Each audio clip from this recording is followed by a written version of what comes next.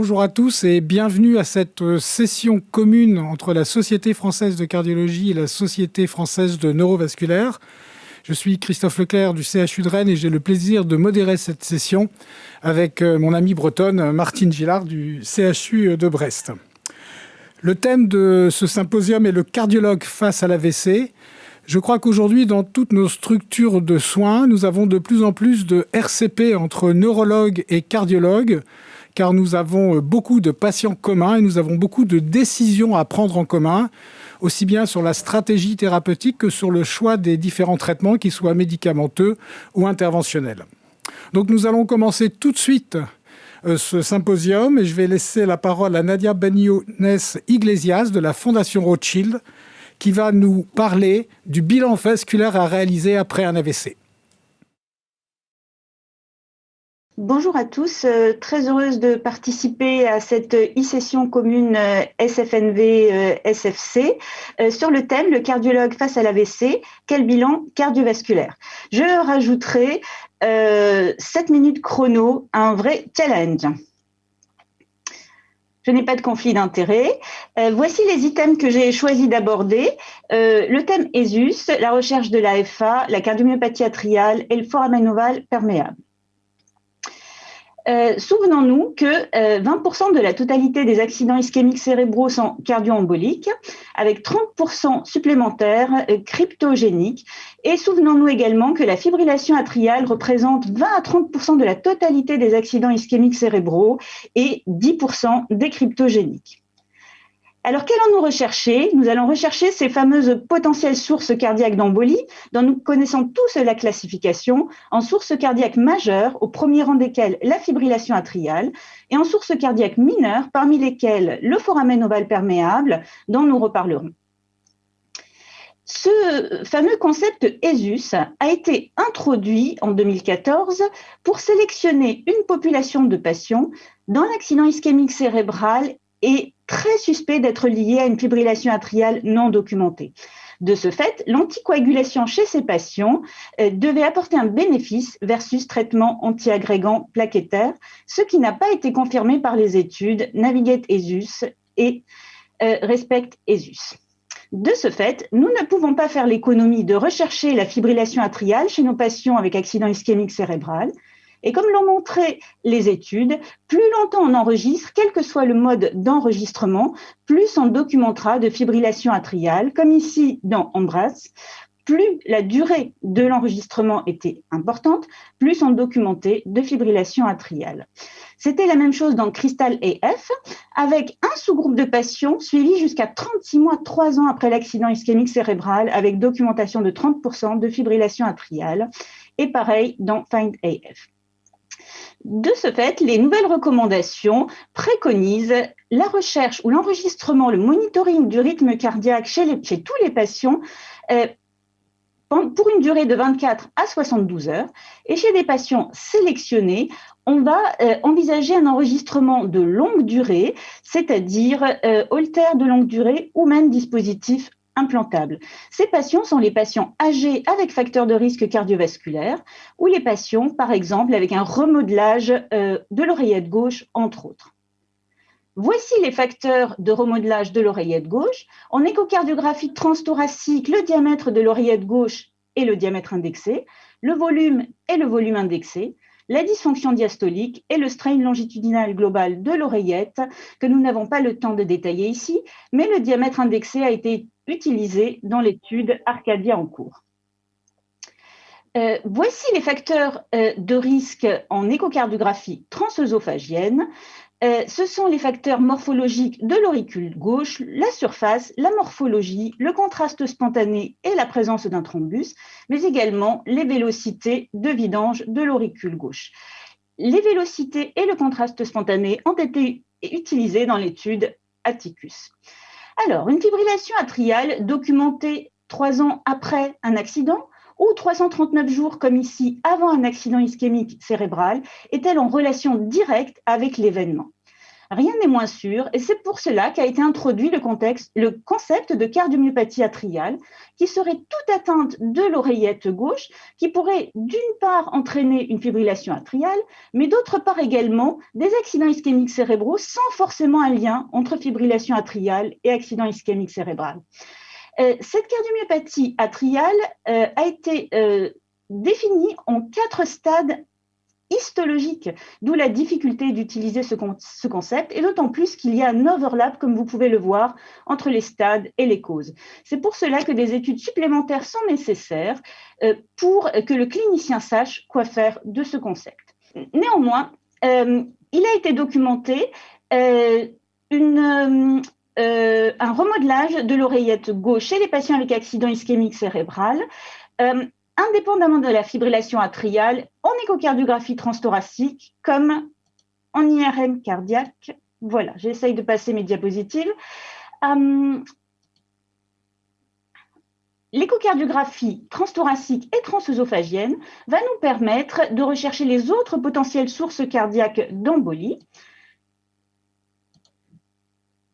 Et vous aurez l'occasion, lors de ce congrès, de visualiser l'un des posters de notre équipe qui confirme, si besoin en était, que l'échocardiographie transœsophagienne est plus performante que l'échocardiographie transthoracique pour la détection des potentielles sources cardiaques d'embolie. Le foramen ovale perméable, après plusieurs dizaines d'années de saga, nous avons aujourd'hui la preuve formelle que la fermeture du foramen ovale perméable chez des patients de moins de 60 ans ou de 60 ans et moins sélectionnés réduit le risque de récidive d'accident ischémique cérébral, 0% de récidive dans l'étude close au prix d'une faible augmentation des fibrillations atriales. La sélection de ces patients doit se faire à la fois sur des scores, comme le score ROPE, qui est néanmoins imparfait, mais également échographiquement, en sélectionnant les patients avec foramen ovale perméable à haut risque embolique.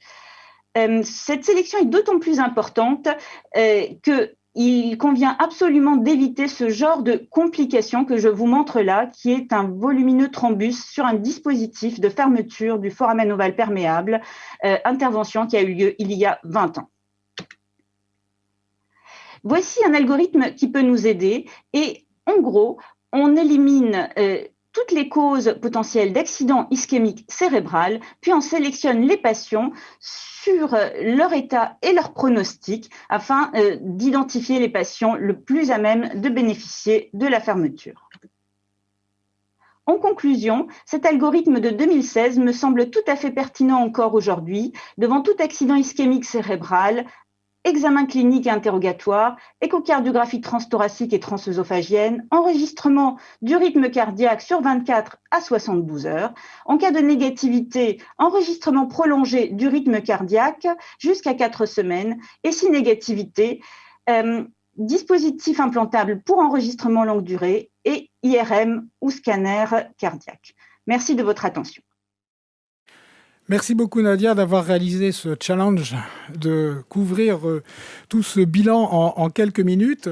J'ai bien noté, vous l'avez mentionné dans le poster qui sera présenté au cours de ces journées européennes, la place de l'échographie transœsophagienne. En termes pratiques, il n'est pas toujours très facile de réaliser une échographie transœsophagienne chez tous les patients qui ont fait un accident vasculaire cérébral.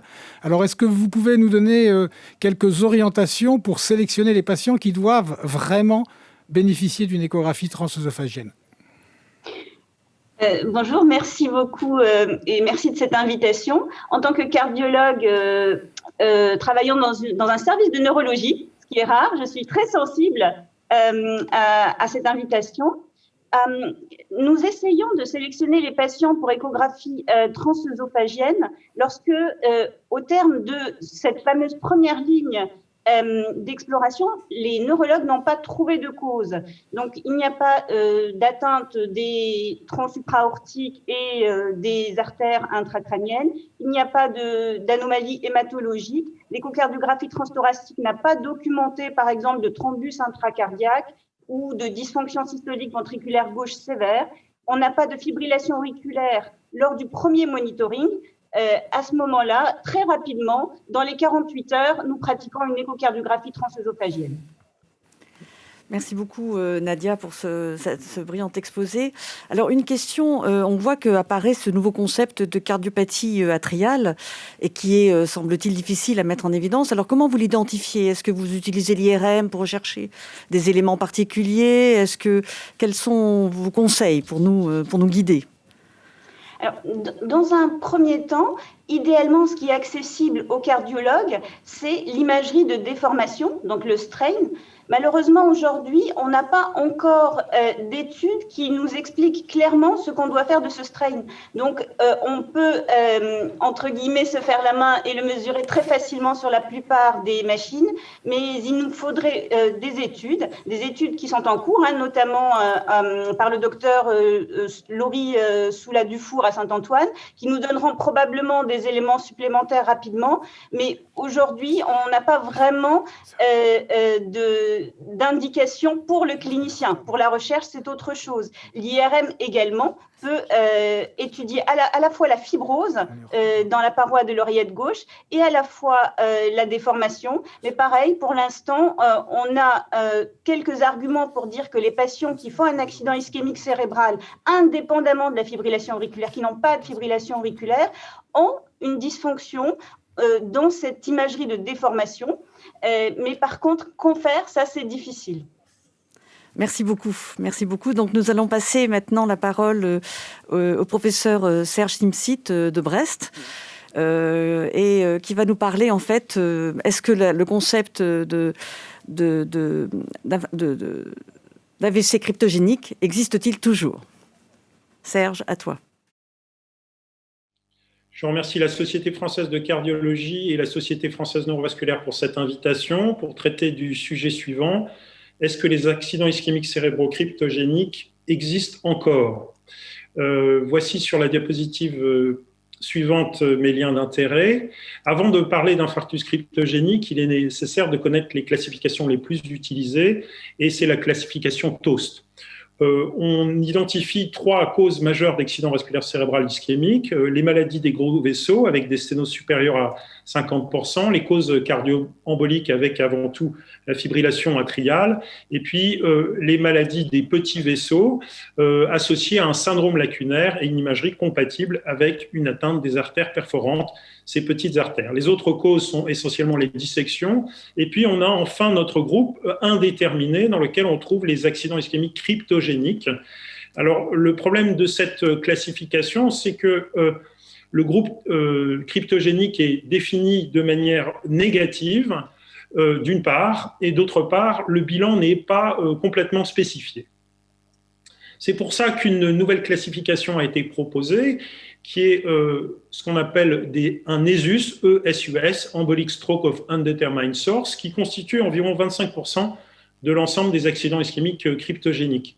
Pour définir un accident ischémique de type ESUS, il faut un accident ischémique non lacunaire, détecté cette fois-ci au scanner ou à l'IRM, l'absence de sténose intracrânienne ou extracrânienne, donc des vaisseaux du cou, pas de source majeure d'embolie cardiaque et pas d'autres causes. Vous noterez que dans cette classification, on ne demande pas une échographie transœsophagienne, donc pas de visualisation de l'arche aortique d'une part et pas de test de thrombophilie.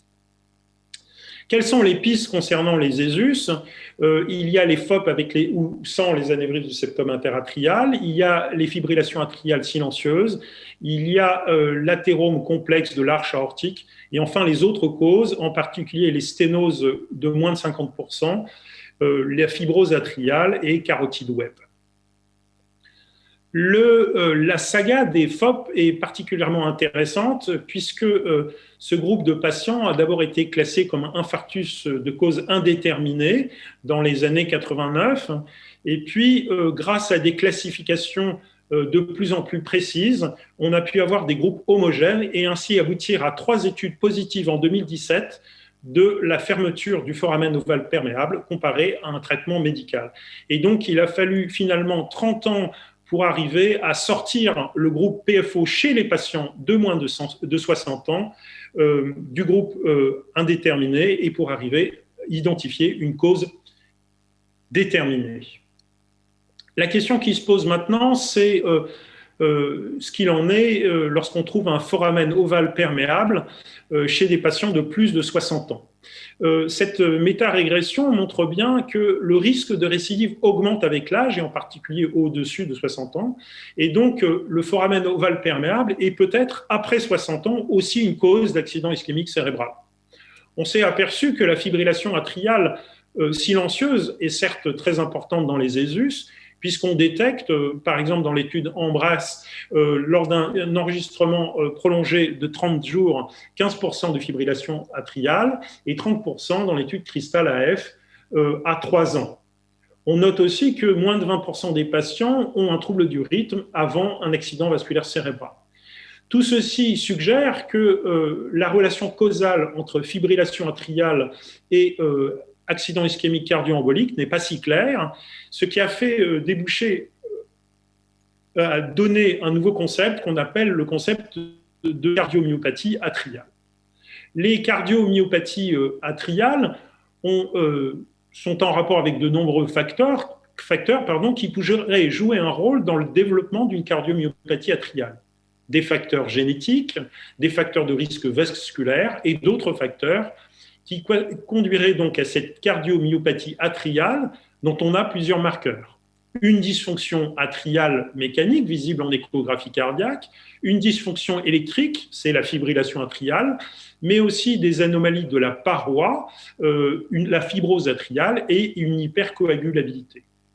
C'est une équipe américaine qui s'est récemment intéressée à ce sujet et en particulier à la fibrose atriale détectée grâce à l'IRM et la prise de contraste tardive de l'oreillette gauche. Ces travaux montrent clairement qu'il y a dans le groupe ESUS et indépendamment de la fibrillation atriale, une augmentation de cette fibrose atriale comparée aux autres groupes, au groupe contrôle et de manière identique au groupe fibrillation atriale.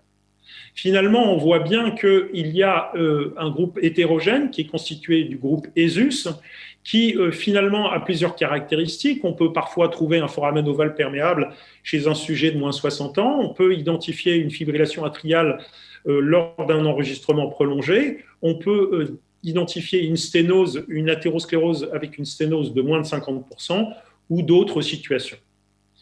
Les travaux récents, en particulier les études randomisées de fermeture du FOP, permettent maintenant de sortir le groupe ESUS-FOP des infarctus cryptogéniques de type ESUS. En revanche, il pose toujours la question des ESUS avec FOP chez les patients de plus de 60 ans.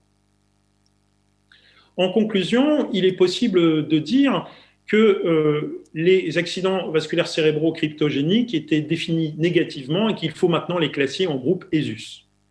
Deuxièmement, que le groupe FOP n'est plus maintenant un groupe cryptogénique et doit être considéré comme une cause à part entière. Il a fallu 30 ans pour faire cette démonstration. Troisièmement, on voit bien que le groupe ESUS est très hétérogène, comme le montrent finalement les études négatives sur les nouveaux anticoagulants et la négativité de l'étude RESPECT et Navigate ESUS. Et donc la fibrillation atriale, même lors des enregistrements prolongés, n'est pas suffisante. Le groupe ESUS existe toujours, mais comprend différentes entités à ce jour. Le groupe FOB chez les patients de plus de 60 ans, le groupe avec une fibrillation atriale détectée par enregistrement prolongé, ou les sténoses de faible sévérité. Finalement, les études thérapeutiques futures devront considérer ces différents mécanismes, ces différents sous-groupes pour avoir des chances de succès. Je vous remercie pour votre attention. Merci beaucoup Serge, c'était vraiment très complet. Donc une question à propos de la durée, enfin de comment tu vas diagnostiquer la FA, c'est-à-dire est-ce que on nous conseille de faire un enregistrement un petit peu prolongé, mais pour toi, afin d'affirmer qu'on a un AVC cryptogénique, combien de temps tu exiges un enregistrement de l'électrocardiogramme afin d'éliminer une FA? Quel est ton temps minimum entre eux? Bonjour Martine, bonjour la Bretagne.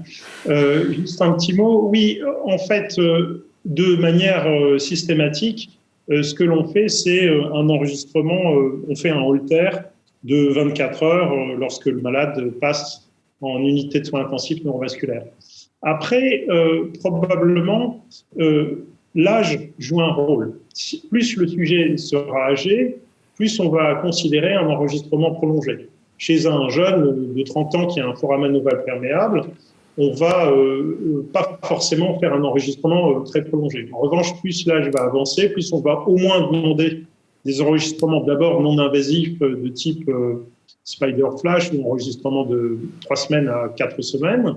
Et puis, dans certains cas très précis, envisager un dispositif implantable. Ce qui est remarquable, c'est que finalement, en fonction des différentes unités neurovasculaires, on a des accès un peu différents aux différentes techniques d'enregistrement prolongé et que finalement, les conduites thérapeutiques dépendent souvent de ces techniques elles-mêmes et de l'accessibilité à ces examens. Merci beaucoup Serge. Nous allons passer maintenant à l'orateur suivant et j'ai le plaisir d'accueillir le docteur Igor Sibon, neurologue au CHU de Bordeaux, qui va avoir la lourde tâche de nous parler de la stratification du traitement médical. Igor, c'est à vous. Bonjour, je vous remercie pour votre invitation. Voici mes liens d'intérêt. Concernant la stratification du traitement médical des patients victimes d'AVC, 2 éléments majeurs doivent être pris en compte. D'une part, le mécanisme étiologique de l'AVC, identifié grâce à des classifications adaptées de type ASCODE, et d'autre part, le bilan de la maladie athéroscléroise et des facteurs de risque vasculaire. Ces éléments nous permettant de déterminer le traitement médical optimal de prévention secondaire et de stratifier le traitement antithrombotique sur lequel je vais focaliser cette présentation. Dans le cadre de pathologies non cardio-emboliques, la place de la double antiagrégation plaquettaire par aspirine clopidogrel ou aspirine ticagrelor a récemment été mise en évidence, notamment chez les patients présentant un accident ischémique transitoire à haut risque de récidive ou chez ceux ayant présenté un infarctus cérébral mineur avec un faible risque hémorragique. Ce bénéfice est notamment marqué chez les patients ayant une athérosclérose extra- ou intracrânienne définie par une sténose supérieure à 30%. On notera toutefois que cette double antiagrégation ne doit pas être prolongée au-delà de 10 à 30 jours en raison du risque hémorragique auquel elle est associée. Par ailleurs, une prolongation pourra être proposée pour les patients présentant une sténose intracrânienne supérieure à 70% ou une athéromatose marquée de la crosse de l'aorte. Au-delà, un traitement par aspirine dipyridamol ou clopidogrel pourra être proposé. On restera vigilant à la dose d'aspirine puisque certaines ont suggéré que les patients ayant un poids de plus de 70 kg ne bénéficiaient pas d'un traitement à faible dose à 75 mg. Dans le cadre de la maladie des petites artères, la double antiagrégation plaquettaire n'a pas sa place car elle ne bénéficie pas en termes de prévention de risque ischémique et augmente significativement le risque d'hémorragie intracérébrale. Concernant la pathologie cardio-embolique, la fibrillation atriale reste la plus fréquente et les recommandations récentes de l'ESC soulignent l'indication initiale du traitement par anticoagulant qui, si la fonction rénale est normale, doivent être des anticoagulants oraux directs. On n'oubliera pas, par ailleurs, la place potentielle des anticoagulants oraux directs à faible dose qui, chez les patients âgés ou ayant une contre-indication à une dose standard, ces faibles doses permettent d'apporter un bénéfice notable en termes de prévention d'événements ischémiques par rapport au placebo. Une question importante est celle du moment d'introduction de ce traitement. Chez les patients ayant présenté un accident ischémique transitoire, elle pourra être proposée dès le jour même, alors que lorsqu'il existe un déficit sévère, elle devra être différée entre 12 et 14 jours. On tiendra compte dans la réintroduction de l'existence ou pas d'une transformation hémorragique, du volume de l'infarctus cérébral, du contrôle de la pression artérielle, ainsi que du risque thrombotique et hémorragique des patients. Par ailleurs, chez ceux qui ont une contre-indication définitive au traitement anticoagulant et une espérance de vie supérieure à 1 an, pourra être proposée une exclusion de l'auricule gauche, notamment si leur Schatzalsk est supérieur à 4, mais se posera la problématique du type de traitement antithrombotique encadrant cette exclusion. Pour les patients présentant d'autres sources cardio-emboliques, de type notamment valvulaire ou tumorale ou insuffisance cardiaque, les antivitamines K ou la chirurgie seront bien sûr à proposer. Enfin, dans le cas particulier des patients ayant un foramen ovale perméable, si leur âge est inférieur à 60 ans, alors les différentes études randomisées ont démontré le bénéfice de la fermeture du foramen ovale perméable, qui devra, rappelons-le, être associée à une simple double antiagrégation plaquettaire pendant une période de 6 mois, suivie d'une mono-antiagrégation plaquettaire sur une période de 5 ans. Pour les patients âgés de plus de 60 ans, il pourra être discuté soit la fermeture, soit plutôt les anticoagulants oraux directs. En effet, la méta-analyse incluant les données d'études Navigate souligne le bénéfice de ces AOD dans la prévention des infarctus cérébraux associés au FOP par rapport aux antiagrégants plaquettaires. Par ailleurs, pour les autres mécanismes, en cas de dissection, l'aspirine et les antivitamines K n'ont pas démontré de différence dans l'étude CADIS, sachant que le traitement sera à adapter en fonction des caractéristiques de la dissection et du patient. Rappelons par ailleurs que les anticoagulants oraux directs n'ont pas démontré de bénéfice dans cette population. En ce qui concerne les états procoagulants, concernant les anticorps antiphospholipides, les antivitamines K doivent être privilégiés par rapport aux anticoagulants oraux directs. Enfin, concernant les cancers, les héparines restent le traitement de référence, mais les données récentes dans la pathologie veineuse thrombotique suggèrent une place potentielle des anticoagulants oraux directs. Enfin, concernant les ESUS, les études Navigate et Respect n'ont pas permis de démontrer le bénéfice des anticoagulants oraux directs par rapport à l'aspirine dans cette population. Néanmoins, une sous-étude de Navigate souligne que les patients ayant un diamètre de l'oreillette gauche supérieur à 4,6 cm tirent bénéfice d'un traitement par rivaroxaban. Nous attendons donc les résultats des études Arcadia et Atticus ayant pour objectif d'évaluer le bénéfice de l'apixaban dans la prévention des événements ischémiques chez les patients présentant un infarctus de type ESUS avec une atriopathie. Au total, il est absolument nécessaire d'optimiser l'évaluation de nos patients tant en termes de mécanismes étiologiques que de facteurs de risque associés pour permettre une prise en charge individualisée de nos patients. Je vous remercie.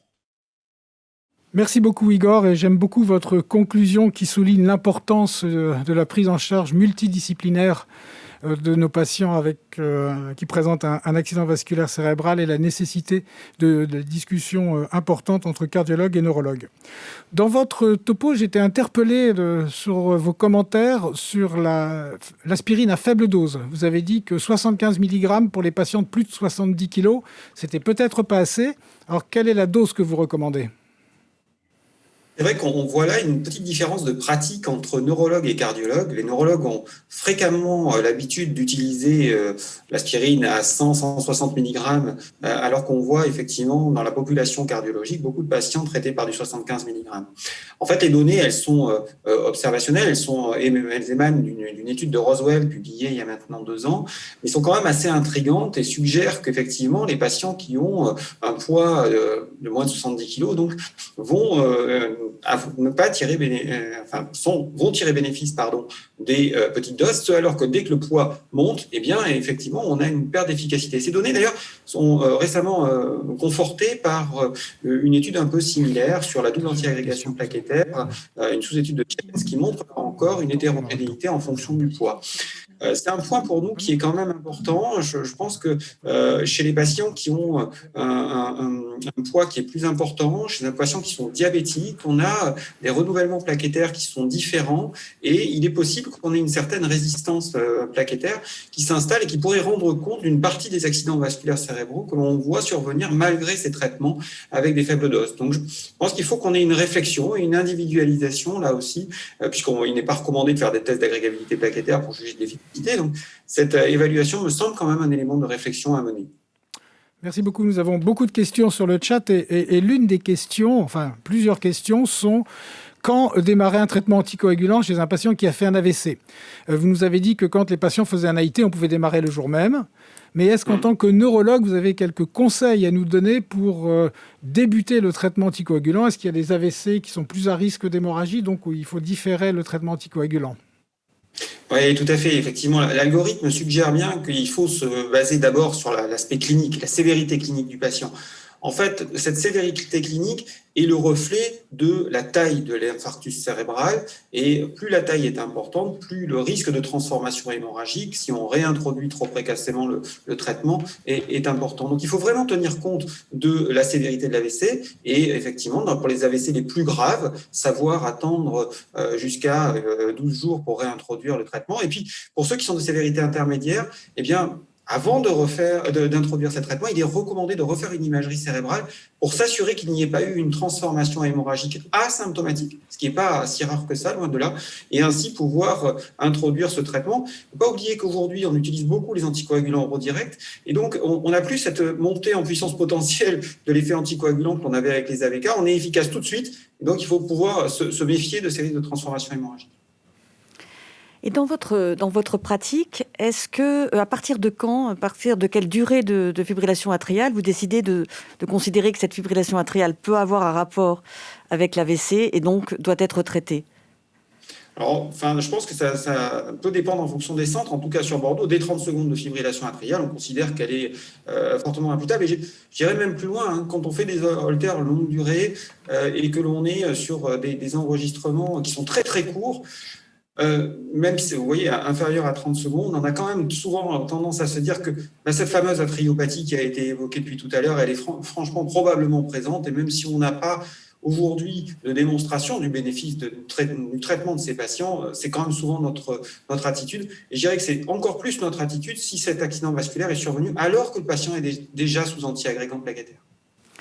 Merci beaucoup Igor. Donc nous allons passer la parole à Pierre Aubry, qui est à l'hôpital Bichat et qui va nous dire quand fermer un foramen ovale perméable. Donc on va terminer cette session en vous présentant les indications raisonnables de fermeture percutanée de foramen ovale perméable, en présentant quelques pièges à éviter. Mes liens d'intérêt. Alors, on sait que parmi les patients qui ont un accident vasculaire cérébral dit cryptogénique, on va trouver environ, dans 40% des cas, un FOP, mais également qu'environ la moitié, en fait, seront dits incidents. Et donc, la stratégie, ça va être d'éviter de proposer de façon un peu abusive à ces patients-là une fermeture de FOP. Alors, il y a des cas assez simples, comme celui de cette jeune patiente de 27 ans qui n'a aucun facteur de risque, qui a fait un accident vasculaire cérébral gauche récent. Vous voyez qu'à l'angiographie, il y a une occlusion complète de la cérébrale moyenne gauche. Elle a eu un traitement moderne avec thrombolyse et thrombectomie. Elle a permis une recanalisation de cette artère cérébrale moyenne. Elle n'a aucune séquelle et le bilan étiologique a montré l'existence d'un FOP associé à un anévrisme du septum interauriculaire.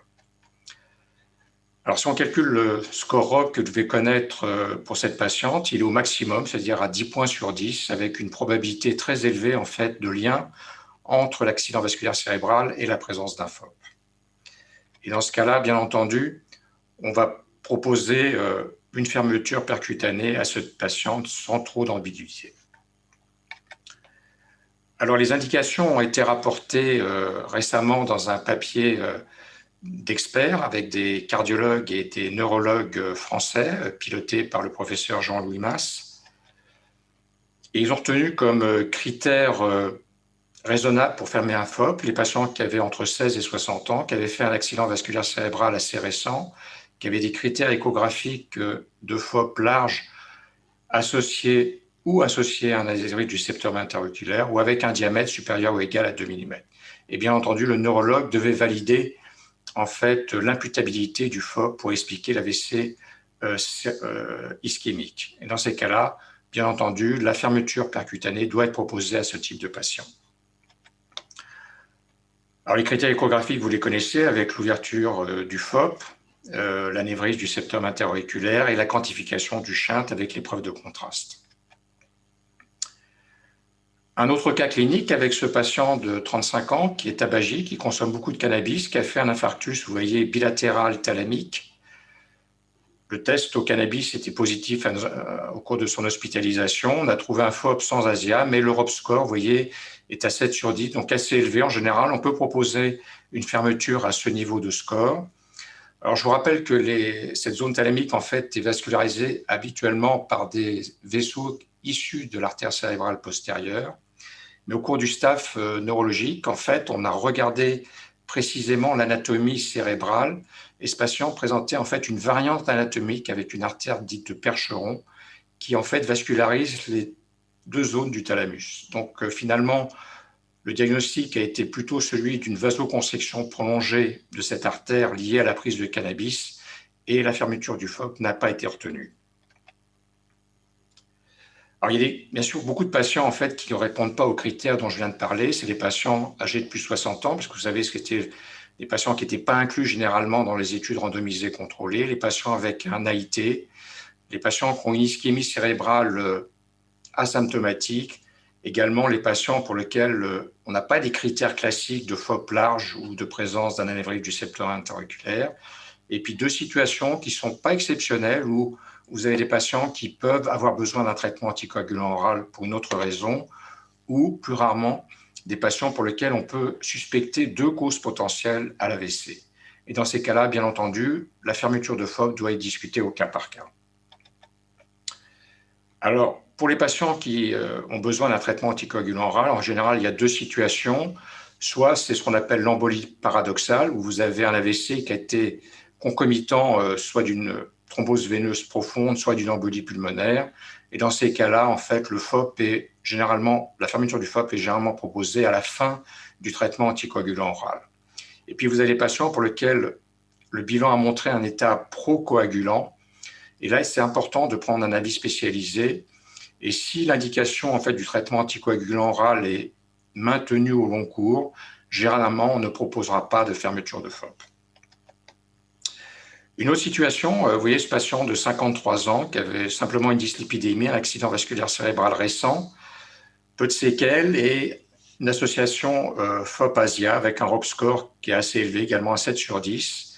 Mais l'analyse en fait assez fine de l'angiographie des TSA a montré ce qu'on pourrait prendre pour une dissection, mais qui en fait est une particularité anatomique congénitale extrêmement rare, avec un diaphragme au niveau du bulbe carotidien droit.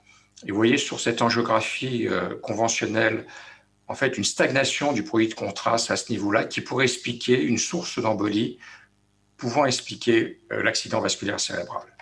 Alors, ce patient, bien sûr, a été discuté au niveau d'un staff neurologique, c'était celui du professeur Maas. Ils ont obtenu l'indication, en fait, dans un premier temps, de corriger le diaphragme bulbaire et ensuite de proposer une fermeture percutanée du FOP. Cette figure vous montre la prévalence respective du FOP et de la fibrillation auriculaire en fonction de l'âge en population générale. Et vous voyez qu'il y a une tranche d'âge, généralement entre 55 et 70 ans, où la prévalence de l'AFA va progressivement commencer à rejoindre celle du FOP. Et je pense que c'est des situations où il ne faut pas se précipiter. Pourquoi? Parce que, bien entendu, l'AFA est une cause d'AVC ischémique. Et si vous avez un patient qui a des facteurs de risque, même si l'AFA n'a pas été documenté, mais qui a des facteurs de risque évoquant la possibilité d'une FA, on pourra être amené, comme le disent d'ailleurs ces experts européens, en fait, à rechercher une FA, particulièrement en implantant un moniteur qui permettra de faire des enregistrements de longue durée. Et on pourra se retrouver avec cette situation d'un patient qui a eu d'abord un moniteur implantable, on n'a pas trouvé de FA, et ensuite, au bout de quelques mois, on va fermer le FOP s'il n'y a pas eu de documentation d'arythmie. Donc, en conclusion, bien entendu, rappeler que l'importance d'une collaboration étroite entre les neurologues et les cardiologues afin de poser les meilleures indications et éviter quelques pièges, comme je vous ai montré au cours de cette présentation. Je vous remercie. Merci beaucoup Pierre, c'était vraiment très très bien parce que c'est jamais très facile d'avoir cette discussion quand est-ce qu'il faut faire ce traitement et en effet je pense que d'insister sur la nécessité d'avoir des réunions neurocardio est à mon avis fondamental parce qu'autrement on aurait tendance à nous cardiologues probablement enfermer beaucoup trop. Alors, ma question est une question un peu de béotien, c'est-à-dire comment peut-on expliquer que c'est ce foramen ovale perméable, il existe depuis le tout temps, et que à 50 ans, par exemple, le patient va faire un AVC cryptogénique et on va dire, OK, il faut fermer le FOP. C'est toujours un petit peu embêtant. On comprend bien que quand ils sont jeunes, ça s'explique, mais quand plus ils se rapprochent de la fameuse barre fatidique des 60 ans où la FA est beaucoup plus fréquente, du coup, comment tu gères? Est-ce que tu penses que c'est quand même valable de fermer un FOP à 50, 55 ans? Qu'est-ce que tu en penses? Bonjour Martine, écoute, on a vu tout à l'heure, je crois, sur la présentation de Serge Smith, en fait, que on ne pouvait pas éliminer un FOP comme cause d'accident vasculaire cérébral ischémique après 60 ans, donc bien entendu également à partir de 50 ans. Je pense qu'il n'y a pas d'âge limite. Simplement, vous avez vu dans ces indications proposées, en fait, il y a la barrière de jour de ces 60 ans, mais qui sont liées en fait aux patients qui ont été inclus dans les études randomisées que vous connaissez. Donc, je pense vraiment qu'il ne faut pas s'arrêter à cet âge de 60 ans. Ça nous arrive régulièrement de fermer des patients qui ont des âges un peu plus importants. Et là, encore une fois, je pense que le risque existe, quel que soit l'âge. Il est certainement moins important, en tout cas, par rapport au FOP à partir de 55 ans, parce que vous avez d'autres pathologies, bien sûr, qui rentrent en compte. Et là, je l'ai mis dans ma présentation, je pense qu'il ne faut vraiment pas se précipiter. Il faut expliquer aux gens que c'est possible que le FOP soit la cause, mais on va certainement faire une recherche extrêmement sérieuse, en fait, d'une potentielle FA silencieuse. Et dans ces cas-là, encore une fois, vous savez, il n'y a jamais d'urgence à fermer un FOP. On peut se donner quelques semaines, même quelques mois.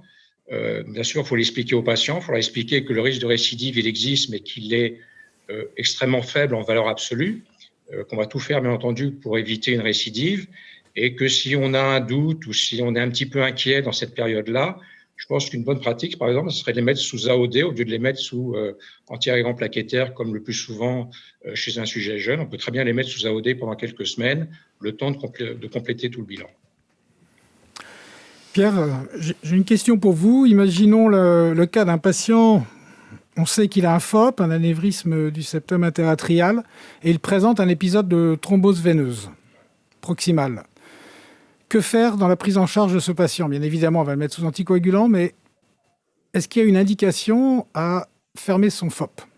En prévention primaire, j'entends. Alors, il n'a pas fait donc d'existence vasculaire cérébrale.